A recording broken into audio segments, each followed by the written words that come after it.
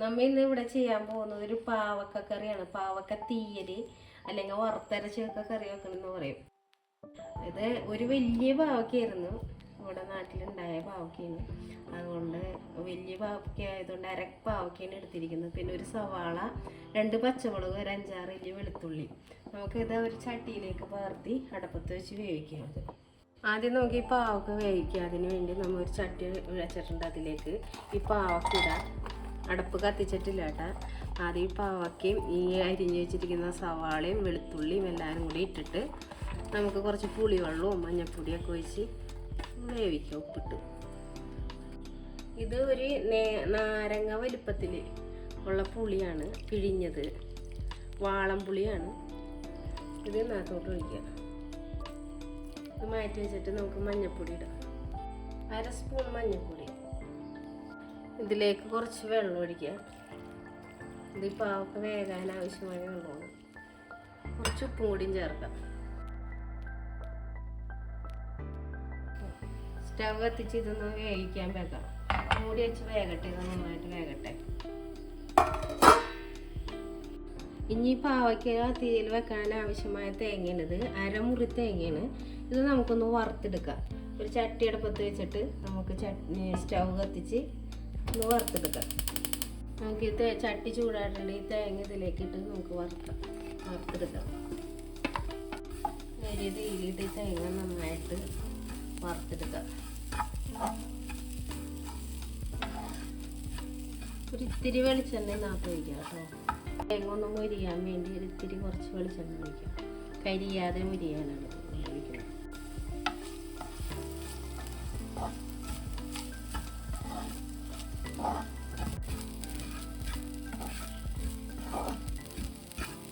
ഒരു മാര നന്നായിട്ട് മൂത്തിട്ടുണ്ട്. ഇതിലേക്ക് നമുക്ക് പൊടികൾ ചേർക്കാം.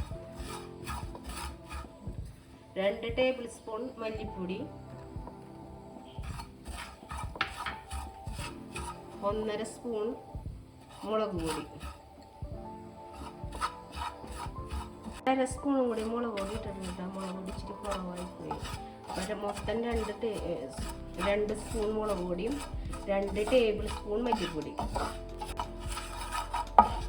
ഒന്നുകൂടി മൂക്കിട്ട് നമുക്കത് ഓഫ് ചെയ്യാൻ തീരും.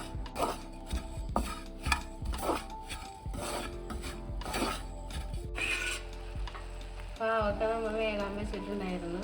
ഇത് വെന്തിട്ടുണ്ട്. ഇത് ഓഫ് ചെയ്യാം. ഇത് നമ്മൾ നേരത്തെ വറുത്ത തേങ്ങയും മല്ലിയും മുളകൊക്കെയാണ്. ഇത് നന്നായിട്ട് ചൂടാറിയിട്ടുണ്ട്. ഇത് നമുക്കൊരു ജാറിലിട്ട് നമുക്ക് നന്നായിട്ട് മഷി പോലെ അരച്ചെടുക്കാം.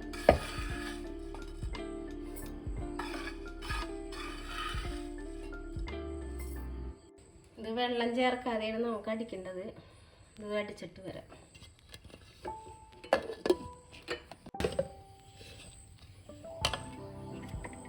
നന്നായിട്ട് അരിഞ്ഞിട്ടുണ്ട്. വെള്ളം ചേർക്കാതെയാണ് അരച്ചല്ല. ഇത് ഈ പാവക്കയിലേക്ക് ഇടാം.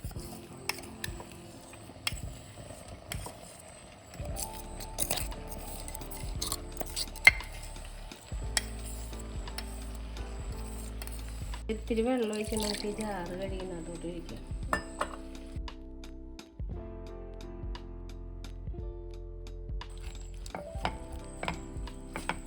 ഇതിനകത്ത് കുറച്ചും കൂടി വെള്ളം ചേർക്കണം. ഇതിപ്പോൾ നന്നായിട്ട് കുറുകിയിരിക്കുന്നു. അപ്പം അരപ്പ് തിളച്ച് എണ്ണയൊക്കെ ഒന്ന് തെളിയണ വരെ അപ്പോൾ കുറച്ച് വെള്ളം കൂട്ടി നമുക്ക് നന്നായിട്ട് അരപ്പ് തിളപ്പിക്കാം. അരപ്പ് ഈ കുറുകല്ലിൽ വെള്ളം ഒഴിച്ചിട്ടുണ്ട്. ഇത് നന്നായിട്ട് തിളച്ചതിൻ്റെ എണ്ണ തെളിയട്ടെ. നമുക്ക് ഇത് മൂടി വെച്ചിട്ട് തിളപ്പിക്കാം. നമ്മൾ നേരത്തെ വറുത്ത ചട്ടി അത് എടുത്ത് വേറെ അടുപ്പത്ത് കത്തിച്ചിട്ട് ഇതൊന്ന് ചൂടാകട്ടെ. ഇതിൽ നമുക്ക് അതിലേക്ക് വറവ് ഇടാനാണ്. അപ്പോൾ ഈ ചട്ടി ചൂടാകട്ടെ, എന്നിട്ട് എണ്ണ ഒഴിക്കാം. ചട്ടി ചൂടായിട്ടുണ്ട്. നമുക്ക് ഇതിന് വറവിടാൻ ആവശ്യത്തിന് എണ്ണ ഒഴിക്കും. 1 ടേബിൾ സ്പൂണോളം കടുക് നമുക്ക് ഇട്ട് ഇതിൽ പൊട്ടിക്കാം. കടുക് എണ്ണ ചൂടായിട്ടുണ്ട്. കടുക് പൊട്ടിയിട്ടുണ്ട്. നമുക്ക് ഒരു 3 വറ്റൽമുളകും കുറച്ച് കറിവേപ്പില.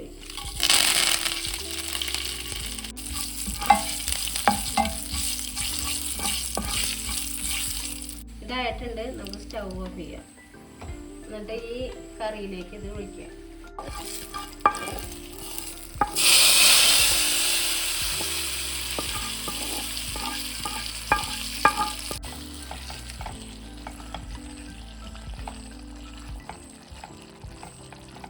ഈ സമയത്ത് നമുക്ക് ഇതിന് ഉപ്പും പുളിയൊക്കെ നോക്കാം. ഉപ്പും പുളിയൊക്കെ ഉണ്ട്. നമുക്കിതിലേക്ക് ഒരല്പം ശർക്കര ഇടാം. ഒരു പാവക്കയുടെ കയ്പ്പ് അധികം ഇല്ല, എന്നാലും നേരിയൊരു കയ്പ്പുണ്ട്, അതൊന്ന് ശമിപ്പിക്കാനാണ്. ഒരു നുള്ളു ശർക്കര, ഒത്തിരി ഇറണ്ട. നല്ല പാവക്കയാണ്, നല്ല വെള്ളപ്പാവക്ക ആയതുകൊണ്ട് ഇതിലധികം കയ്പ്പില്ല.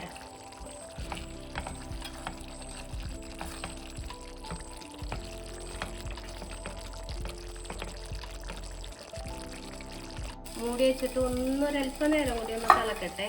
എൻ്റെ എണ്ണയൊക്കെ ഒന്ന് തിരിയട്ടെ. തുറന്നു നോക്കാം. എണ്ണയൊക്കെ തിരിഞ്ഞ് വന്നിട്ടുണ്ട്. ഇത് അടിപൊളി പാവക്കക്കറിയാണ്. പാവക്ക തീയലാണ്. തീയലെന്ന് പറയും, വറുത്തരച്ച കറി എന്ന് പറയും. ഇത് അടിപൊളിയാണ്. എല്ലാവരും ഇങ്ങനെ ഒന്ന് ട്രൈ ചെയ്യുക. വീഡിയോ ഇഷ്ടപ്പെട്ടാൽ ലൈക്ക് ചെയ്യുക, ഷെയർ ചെയ്യുക, കമൻറ്റ് ചെയ്യുക, സബ്സ്ക്രൈബ് ചെയ്യുക. Thank you.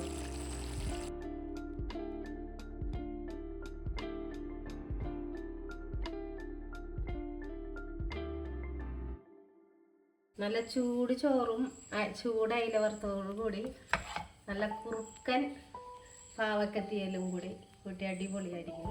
ഇങ്ങനെ ഒന്ന് ട്രൈ ചെയ്യണേ.